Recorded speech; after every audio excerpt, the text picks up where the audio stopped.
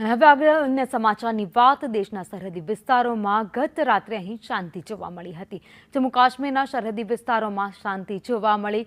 રાબેતા મુજબ વાહન વ્યવહાર પણ રસ્તા ઉપર જોવા મળ્યો હતો, તો આ સાથે જે રસ્તાઓ જે સુમસાન બન્યા હતા તેમાં પણ ચહલ-પહલ જોવા મળી હતી। જો કે ગત રોજ પાકિસ્તાન તરફથી ફરી એકવાર સીઝફાયરનું ઉલ્લંઘન કરવામાં આવ્યું। કેટલાક વિસ્તારોમાં ડ્રોન નાખવામાં આવ્યા હતા, પરંતુ ભારતીય સેનાએ એનો જવાબ આપીને ડ્રોનને તોડી નાખ્યા। પરંતુ હવે સવારથી સ્થિતિ સામાન્ય જોવા મળી રહી છે। અખનૂર રાજૌરી જમ્મુમાં રાતભર સ્થિતિ સામાન્ય જોવા મળી। પાકિસ્તાનની ગત રાત્રે સીઝફાયરનો ભંગ ન કર્યો હતો। પંજાબ રાજસ્થાનમાં પણ સામાન્ય માહોલ દેખાઈ રહ્યો છે। અમૃતસર, પઠાણકોટ, જેસલમેરમાં પણ જનજીવન હવે સામાન્ય થઈ રહ્યું છે। સવારથી જનજીવન થાળે પડતું અત્યારે નજરે પડી રહ્યું છે। સાવચેતીના ભાગરૂપે સુરક્ષા કર્મચારીઓ અલર્ટ મોડમાં છે।